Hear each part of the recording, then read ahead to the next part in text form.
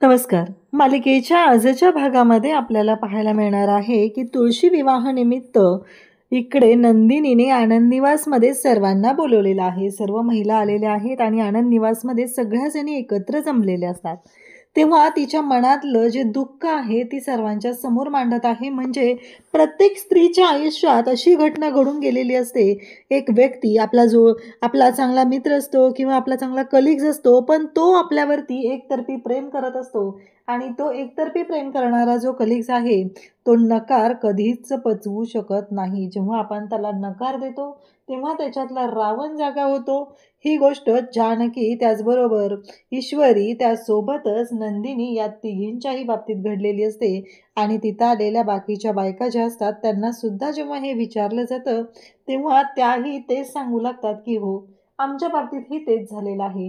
हा विषय मांडला जात असतो. तेव्हा हे विषय बोलताना खरं तर ईश्वरीच्या मनात तर एवढं दुःख साठलेलं आहे की आपल्याच घरातली व्यक्ती आहे आणि ज्याच्याबद्दल आपण आवाजही उठवू शकत नाही, अशी व्यक्ती ईश्वरीच्या आयुष्यात आहे आणि ती ईश्वरीला त्रास देते. ते दुःख, तो राग, ते सगळं ईश्वरीच्या मनातून बाहेर येत असतं आणि ईश्वरी सगळ्यांच्या समोर ते बोलून दाखवत असते. फक्त त्या व्यक्तीचं नाव मात्र ईश्वरीने घेतलेलं नसतं. ज्या व्यक्तीने ईश्वरीच्या आयुष्याचं वाटोळं करण्याचा निर्णय घेतलेला होता, पण अर्णव सर तिच्या आयुष्यात आले. त्याच्यामुळं ईश्वरी आज सुखात आहे, हे ईश्वरी तिथं सांगत असते. तेव्हा सगळ्या बायका तिथं असतात. त्यांच्याही आयुष्यात असं कोणीतरी आलेलं असेल, असं इकडे बोललं जात असतं. जानकी म्हणत असते, अगं ईश्वरी, एवढं काय झालं, एवढं का बोलतेस तू? खरं तर ईश्वरीच्या आयुष्यात जे दुःख आलेलं आहे ते फक्त आणि फक्त ईश्वरीलाच माहिती आहे. कारण ईश्वरी त्या दुःखातून कशी तरी सावरते. कारण ती आग, तो बॉम्बस्फोट जो आहे तो रोज पेटती आग तिच्या समोर असते आणि त्या माणसाला सामोरं जात तिला आयुष्य जगायचं आहे, हे दुःख फक्त ईश्वरीलाच माहिती असतं. तेव्हा मात्र इकडे सौमित्र, सारंग आणि अवंतिका. सौमित्र म्हणत असतो की नाही रे सारंग, पैशांची सोय झाली. मी ना अवंतिकाने भरपूर प्रयत्न केले पण काहीच होऊ शकलेलं नाही, असं सौमित्र सांगत असतो. सारंग म्हणत असतो की मला कळतच नाहीये, आपल्याला एवढं टेन्शन येतंय तर जानकी वहिनीला किती टेन्शन येत असेल? जानकी वहिनीच्या मनात काय चालू असेल? जानकी वहिनी कसा विचार करत असेल या सगळ्या गोष्टींचा? हे बोलणं दोघांचंही चाललेलं असतं. आणि त्याचबरोबर इकडे जानकी, त्याचबरोबर नंदिनी सर्वजण बोलत असतात. नंदिनी सगळ्या बायकांना म्हणत असते की काय करायचं?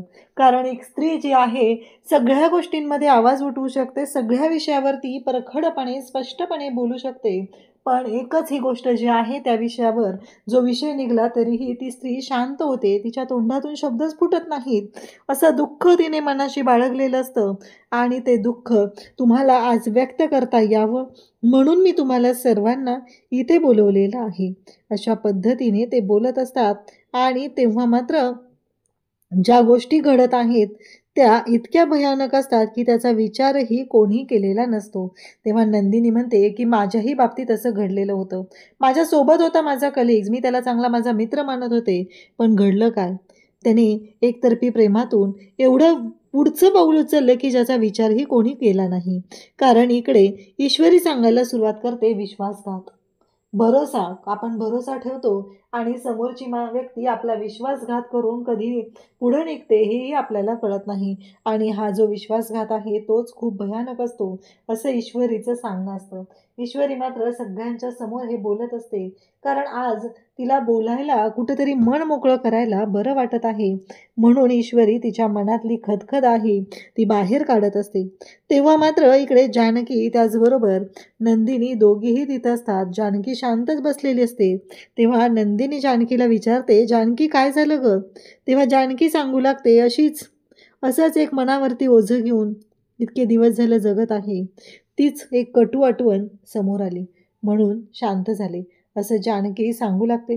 तेव्हा मात्र जानकीच्या समोरच आता सगळे बोलत असतात, पण एक व्यक्ती आपल्या आयुष्यात असा येतो, तो आपला जोडीदार, जो आपल्याला समजून घेतो, आपल्याला या सगळ्यातून बाहेर काढत असतो. जानकी म्हणत असते की ऋषिकेश माझ्या आयुष्यात आहेत, जे श्रीराम बनून आलेले आहेत आणि ते प्रत्येक वेळेस माझी साथ देत असतात. या सगळ्यातून मला बाहेर काढत असतात.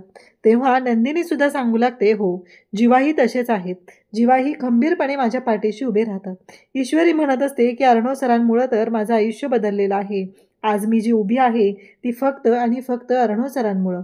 पण काहीही झालं तरीही प्रत्येक वेळेस या स्त्रीला आता उभं राहावंच लागणार आहे. तिच्या पाठीशी खंबीरपणे उभा राहणारा जरी तिचा नवरा असला तरीही एक गोष्ट मात्र करावी लागणार आहे आणि ती म्हणजेच त्यावेळी बोललं जातं आणि ती गोष्ट म्हणजे अशी आहे, ती म्हणजे तिला खंबीरपणे त्या माणसाचा अहंकार, लंकारूपी अहंकार जाळून टाकण्यासाठी प्रत्येक स्त्रीला ते लंका दहन करावं लागलं तरी चालेल, पण ते लंका दहन करण्यासाठी सगळ्यांनी खंबीरपणे उभं राहणं गरजेचं आहे.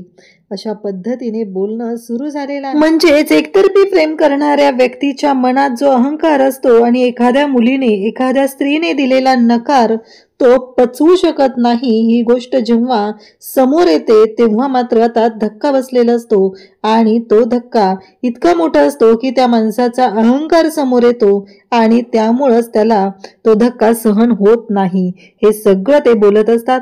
त्याचबरोबर नंदिनी म्हणत असते की आपल्या सर्वांच्याच बाबतीत कुठे ना कुठे या गोष्टी अशा पद्धतीने घडत असतात आणि या सगळ्यातून मार्ग काढण्यासाठीच आपल्याला खंबीरपणे उभं राहणं गरजेचं आहे.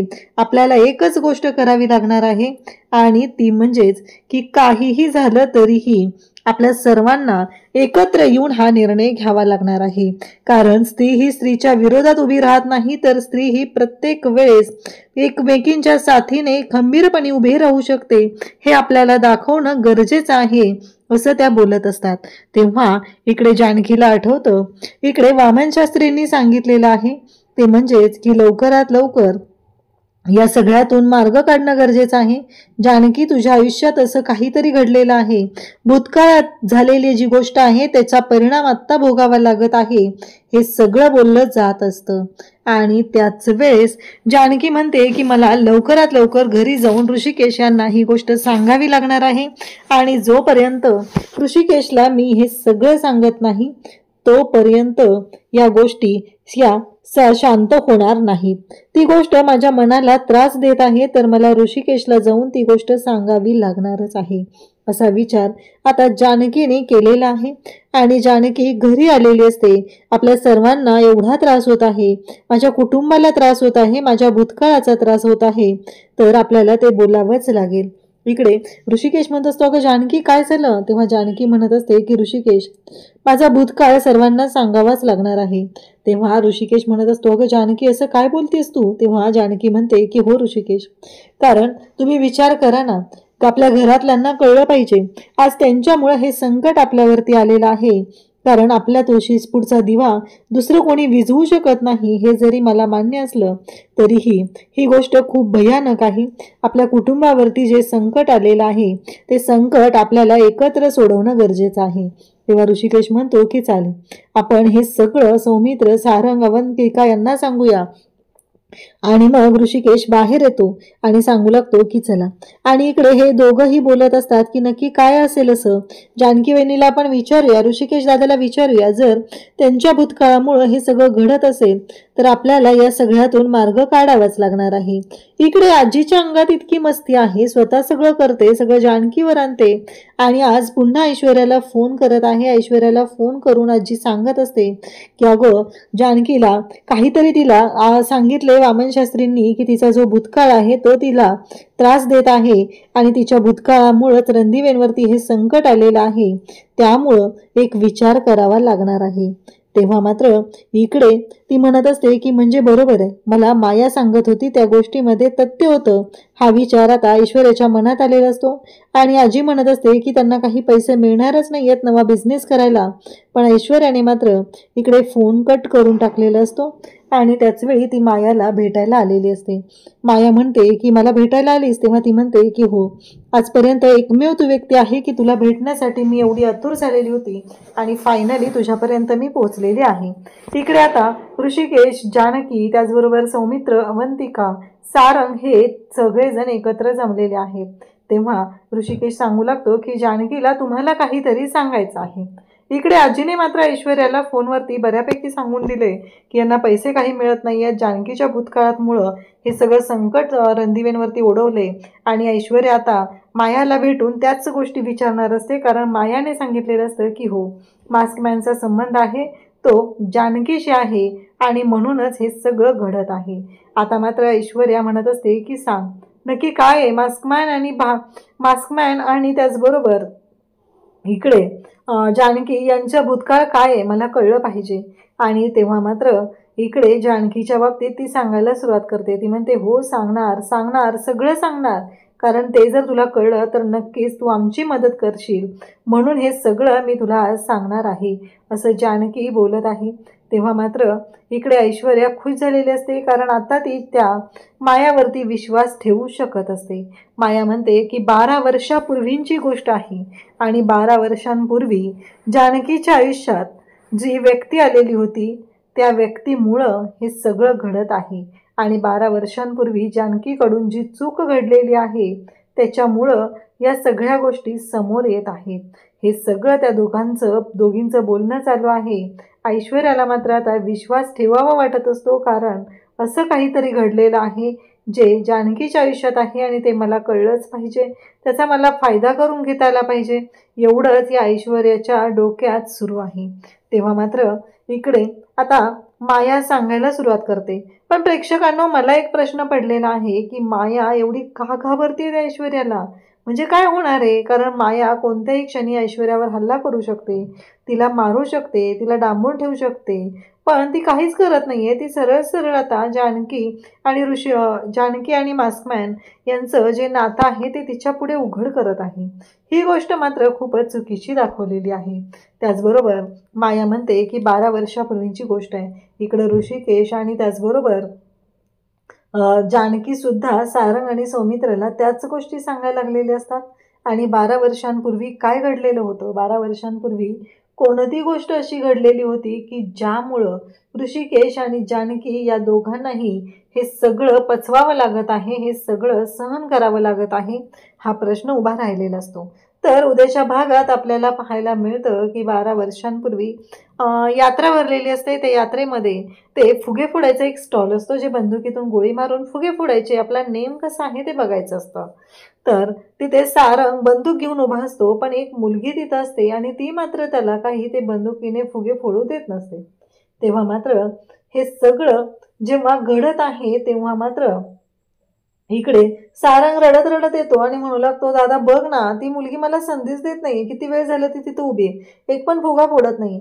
ऋषिकेश मात्र अगदी जबरदस्त असा त्याचा लुक दाखवलेला आहे. ऋषिकेश गाडीवरती झोपलेला असतो. तो म्हणतो की तुला माहित नाहीये का, संधी मिळवायची नसती रे, म्हणजे संधी मिळत नसते, ती मिळवायची असते, असं म्हणत ऋषिकेश उठलेला आहे आणि त्याने सारंगकडून ती बंदूक घेतलेली आहे आणि ती बंदूक घेऊन सारंगकडून तो आता तिथे फुगे फोडायला गेलेला आहे. म्हणजे बरोबर नेम पकडलेला असतो. आणि त्यासोबतच इकडे ऋषिकेश त्या जानकीच्या पाठीमागे उभे राहून एक एक फुगेस फोडत असतो. तेव्हा जानकी म्हणते की तुम्हाला कोणी सांगितलं होतं हे सगळं करायला? तेव्हा मात्र ऋषिकेश म्हणत असतो, कसं आहे माहिती आहे का, तुम्हाला थोडी मदत केली ना, तुम्हाला जमत नव्हते ना ते फुगे फोडायला, म्हणून मी तुम्हाला मदत केलेली आहे असं ऋषिकेश सांगू लागतो. आता मात्र जानकी आणि ऋषिकेश खूप रागात असतात. सारंग मात्र मजा बघत असतो आणि मग फुगे फोडल्यामुळं ऋषिकेशला एक गिफ्ट मिळतं, ते म्हणजे रेड कलरची हार्ट शेप तिथे पिलो मिळालेली असते आणि ती पिलो त्या माणसाने ऋषिकेशकडे दिलेली आहे. आणि त्याच वेळी पाहायला मिळतं ते म्हणजे ऋषिकेश मात्र जाम खुश आहे. आणि त्याच वेळी सायली जानकीला समजवत असते, अगं जानकी शांत हो, तू नको एवढी पॅनिक हो, काय तुला कळतच नाहीये बघ, असं म्हणत सायली ही जानकीला समजावत आहे. परंतु जानकी मात्र ऐकायला तयार नसते. इकडे ऋषिकेशने जी काय जबरदस्त अशी कामगिरी केलेली असते आणि तेव्हा मग ऋषिकेश ते गिफ्ट जानकीला देतो. जानकी ते गिफ्ट फेकून देते. समोरून एक मास्क घातलेला माणूस येत असतो आणि तो ते गिफ्ट कॅच करतो आणि तो सांगू लागतो की कसं आहे माहिती आहे का, कशीही असली तरीही जानकी फक्त आणि फक्त माझीच आहे, ती दुसरं कोणाची कधीच होऊ शकत नाही. अशाच अपडेटसाठी चॅनलशी कनेक्ट राहा. थँक्यू.